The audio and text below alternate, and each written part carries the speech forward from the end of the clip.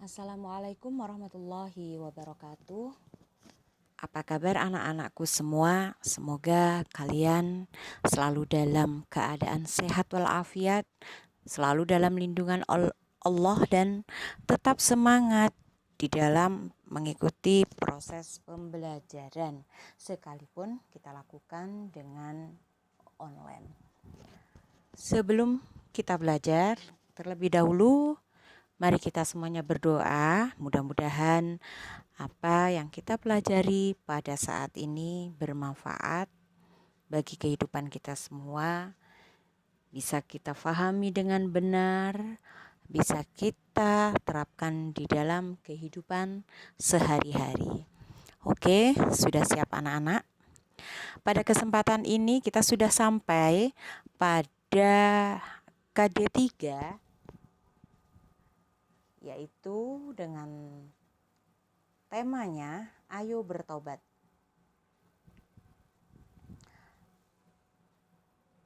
Dalam KD3 ini kita akan menganalisis hakikat, syarat-syarat, dan kedudukan taubat sebagai pondasi perjalanan rohani.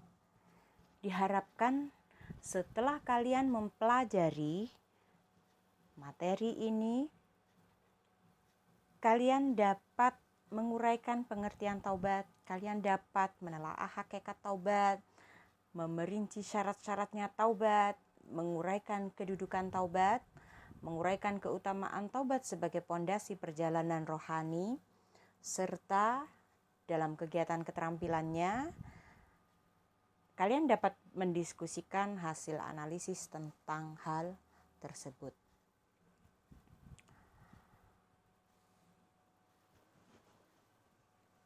Kita lihat peta konsep. Pada materi ini kita akan membahas beberapa hal terkait pengertian taubat, hakikat taubat, syarat-syarat taubat, kedudukan dan keutamaan taubat. Dan diharapkan setelah proses taubat ini dilakukan, memberikan dampak positif pada perubahan sikap kita, baik itu kejujuran, tanggung jawab, ataupun sikap-sikap yang lain. Sebelum kita melangkah lebih jauh terkait materi tersebut, terlebih dahulu kita lihat dalil taubat. Di situ disebutkan dalam surat An-Nur ayat 31, A'udzubillahi minasyaitonirrajim, bismillahirrahmanirrahim. Wa tubu ilallahi jami'an ayyuhal mu'minuna la'allakum tuflihun.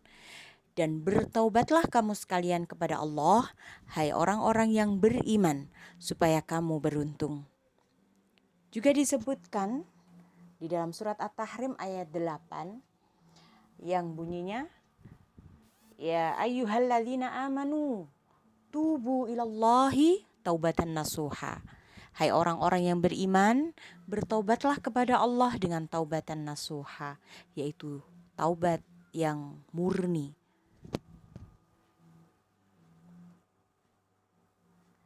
Selanjutnya kita masuk kepada materi. Yang pertama adalah pengertian taubat. Secara bahasa, taubat berasal dari kata tawaba, taba, ya tubu atau tawaba, yang berarti kembali atau yang dimaksud adalah kembali kepada Allah.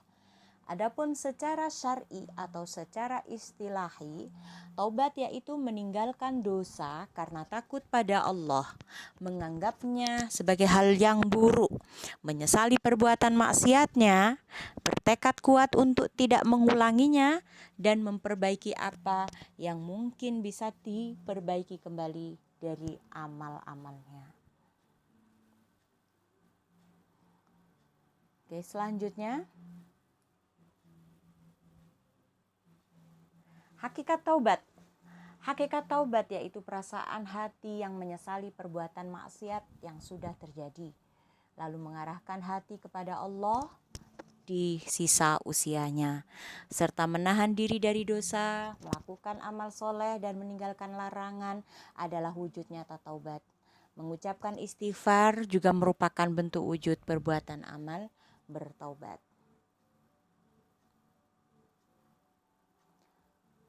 Selanjutnya adalah syarat-syarat taubat.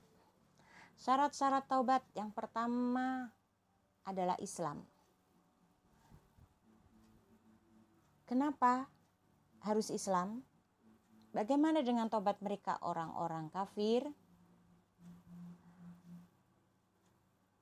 Karena orang kafir belum bersyahadat kepada Allah,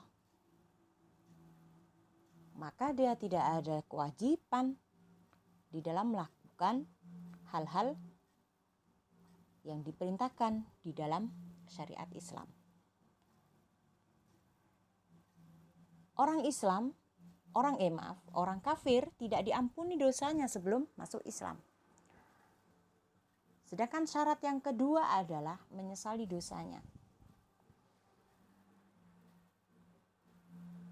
Tidak hanya menyesali, tetapi syarat taubat juga harus dengan menyadari kesalahannya, dengan mengakui dosanya bahwa ia telah melakukan sebuah kesalahan dan menyadari betul itu adalah bentuk kesalahan dan harus ditaubati. Melakukan taubat juga harus dilakukan dengan cara ikhlas. Bukan untuk tujuan riya atau untuk kepentingan sesaat semata. Hanya lantaran karena ada paksaan atau karena menghendaki sesuatu keuntungan yang lain, dia melakukan taubat. Tidak. Taubat harus dilakukan dengan ikhlas. Kemudian memohon ampun kepada Allah dengan memperbanyak istighfar. Istighfar adalah sebuah kalimat yang menyatakan permintaan maaf kepada Allah. Astaghfirullah, aku mohon ampun kepada Allah. Macam-macam bacaan istighfar banyak sekali. Ada di antaranya yang diajarkan Rasulullah adalah Sayyidul Istighfar. Rajanya istighfar. Kenapa disebut demikian? Karena di dalam istighfar tersebut terdapat sebuah pengakuan serendah-rendahnya atas diri seseorang bahwasanya dia benar-benar lemah dan membutuhkan pengampunan Allah. Kalian pasti hafal ini. Masih ingat? Banyak sekali dilantunkan di musola-musola menjelang sholat, ataupun ada juga yang dijadikan wiritan sholat. Allahumma anta rabbi la ilaha illa anta khalaqtani wa ana abduka wa ana ala ahdika wa adika mastata'tu a'udzubika min syarri ma sana'tu abu'u laka bi ni'matika alayya wa abu'u bi dzambi faghfirli fa innahu la yaghfiruz dzunuba illa anta. Boleh juga dengan kalimat itu, bahkan lebih baik. Rasulullah saja beristighfar. Beliau maksum, beliau terlepas dari dosa. Tetapi dalam keseharian beliau tidak pernah meninggalkan istighfar. Setidaknya ada yang mengatakan 70 kali, ada yang mengatakan 100 kali minimal istighfar dilakukan oleh Rasulullah di dalam sehari. Selanjutnya, syarat-syarat bertaubat adalah berjanji tidak akan mengulangi. Jangan sampai ketika kita sudah menyesal, kita sudah beristighfar, menyadari kesalahan kita, kemudian kita kembali mengulangi hal itu lagi. Berarti belum juga memenuhi syarat taubat. Menutupi kesalahan dengan perbuatan yang terpuji atau amal salih. Ya.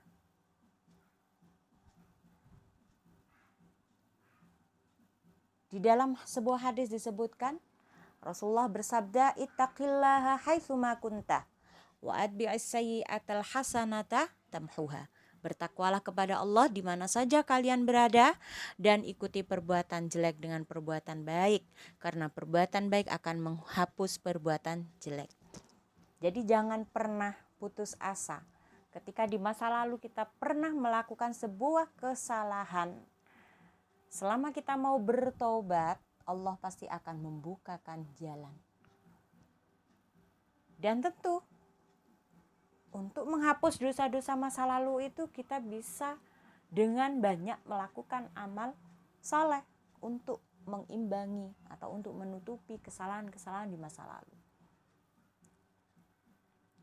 Banyak di tengah masyarakat kita yang dulunya pecandu minuman keras, pecandu narkoba, yang dulunya penjudi, kemudian bertato dan lain sebagainya, meninggalkan sholat, kemudian bertobat dengan taubat yang benar-benar murni dari hatinya, dia bahkan jauh lebih baik daripada orang-orang yang seakan tidak pernah berbuat dosa. Belum tentu. Makanya jangan memandang rendah orang yang punya masa lalu kelam. Bisa jadi dia lebih baik daripada kita yang tidak tampak perbuatan jeleknya. Ya. Kemudian yang merupakan syarat-syarat taubat adalah taubat itu dilakukan sebelum mendekati ajal. Artinya jangan sampai ketika kemudian Allah mencabut nyawa kita, malaikat mencabut nyawa kita, kemudian kita baru, saya bertobat kepadamu. Ya Allah, sudah terlambat. Ya. Tobat itu dilakukan secepatnya. Setelah kita menyadari itu salah, maka jangan pernah menunda bertobat.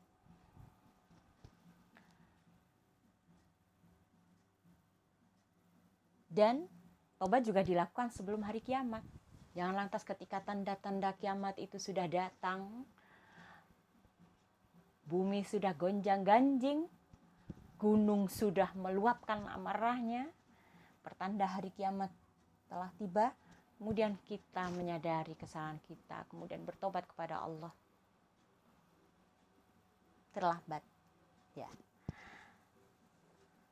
Kemudian di antara syarat tobat yang lain adalah memperbanyak istighfar. Seperti yang sudah saya terangkan di awal tadi. Kemudian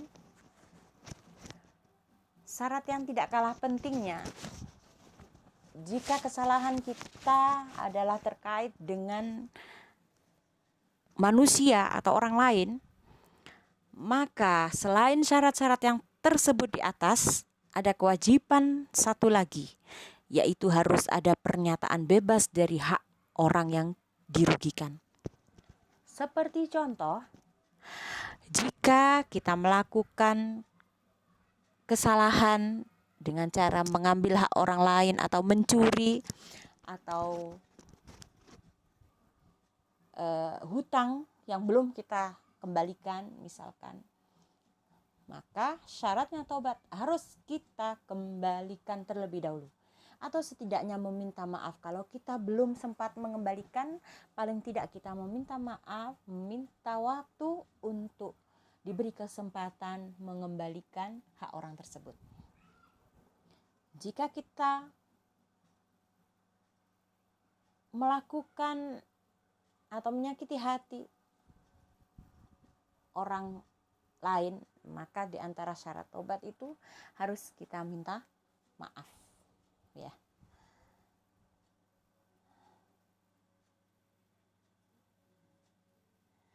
Di dalam sebuah keterangan disebutkan bahwasanya Syekh Abdul Qadir Jailani mengatakan, syarat taubat itu intinya 3.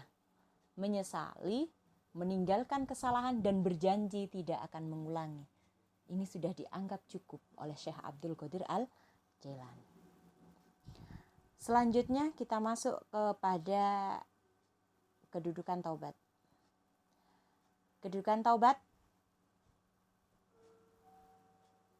merupakan kedudukan di mana pertama, pertengahan, dan akhir. Artinya tobat itu dilakukan kapanpun kita melakukan kesalahan. Manusia tidak lepas dari kesalahan. Kadang di awal kita salah. Kita juga jangan nunggu besok. Oh, besok-besok saja. Hari kiamat menjelang kematian, saya masih umurnya panjang. Oke, nanti saja saya akan tobat. Tidak demikian. Setelah kita menyadari apa yang kita lakukan salah, kita bertobat. Nanti lagi jalan lagi, sudah kita baik-baik saja. Di tengah perjalanan ada godaan setan lagi, kita melakukan hal-hal yang tidak baik kembali, bertobat lagi. Di akhir hayat kita juga demikian.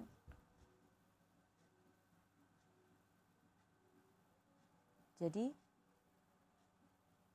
tobat merupakan kebutuhan diri kita di setiap perjalanan kita. Di awal, di tengah, maupun di akhir. Dan tobat ini hukumnya wajib. Tadi sudah disebutkan di dalam surat An-Nur ayat 31.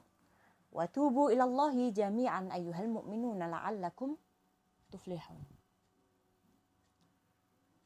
Agar kita beruntung, wahai orang mukmin, tobatlah. Ya ayyuhalladzina amanu tubu ilallahi taubatan nasuha. Seperti yang kita sampaikan di awal tadi. Wa man lam yatub fa ulaika humuz zalimun. Orang yang tidak tobat itu berarti dia termasuk orang-orang yang zalim. Dalam hadis juga disebutkan, wa may ya'mal su'an aw yazlim nafsah tsumma yastaghfirillah yajidillaha ghafurar rahima. Barang siapa yang mengerjakan kejahatan dan menganiaya dirinya, kemudian ia mohon ampun kepada Allah, niscaya ia mendapati Allah Maha Pengampun lagi Maha Penyayang. Di dalam surat An-Nisa ayat 110. Jadi jangan takut ketika kita melakukan dosa sebesar apapun selain syirik kepada Allah dan kita mau bertobat kepada Allah, Allah pasti akan mengampuninya.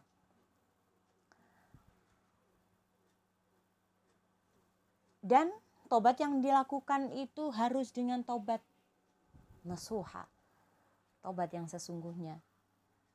Jangan ketika kita ingat mati, kita tobat. Nanti ada godaan lagi, kita kembali sesat. Jangan mempermainkan seperti itu.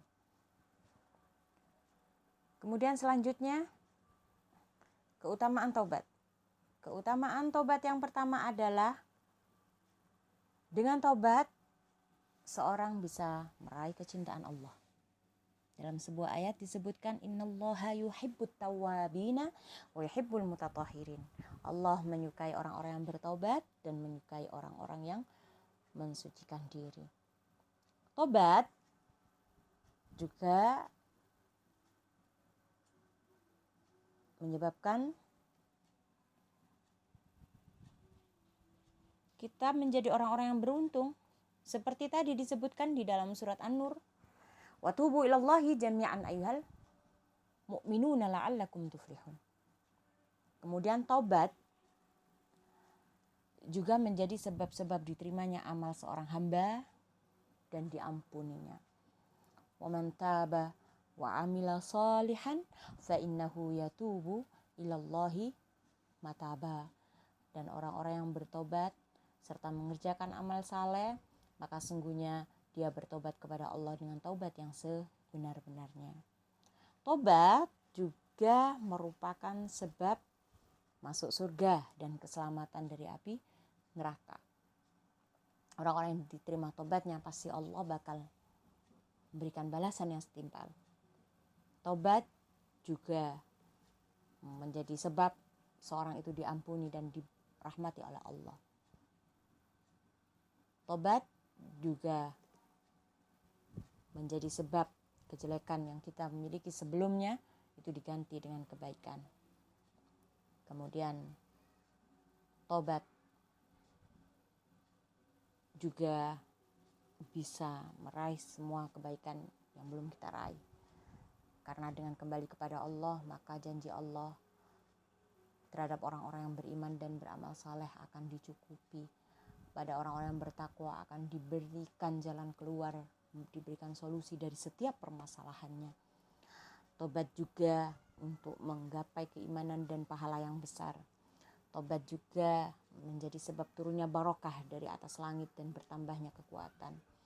Tobat juga menjadi sebab malaikat mendoakan orang-orang yang bertobat. Allah juga menghapus dosa-dosanya seakan dia tidak pernah berdosa. Dalam sebuah hadis disebutkan, at-taib minaz zambi kamalla zambalah. Orang yang bertobat dari dosa itu seperti orang-orang yang tidak pernah melakukan dosa. Kemudian terakhir adalah menjadi sebab hati menjadi bersinar. Ya, karena dengan tobat itu bisa mengobati segala macam penyakit. Oke, setelah kita mempelajari hal-hal terkait tobat tersebut, maka diharapkan kalian betul-betul memahami dan mampu menguraikan apa itu tobat, sehingga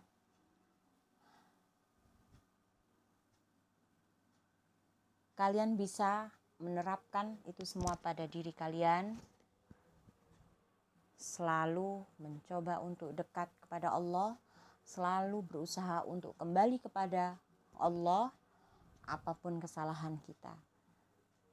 Kesalahan yang kecil jangan diremehkan, karena pada hakikatnya tidak ada kesalahan atau tidak ada dosa kecil jika dilakukan terus-menerus, dan tidak ada dosa besar jika ditobati. Kiranya itu ya anak-anak yang bisa saya sampaikan. Mohon maaf atas segala kekurangan. Mudah-mudahan kalian bisa mengamalkan dalam kehidupan sehari-hari dan memberikan manfaat bagi diri sendiri dan orang lain. Cukup sekian. Terima kasih atas perhatiannya. Wassalamualaikum warahmatullahi wabarakatuh.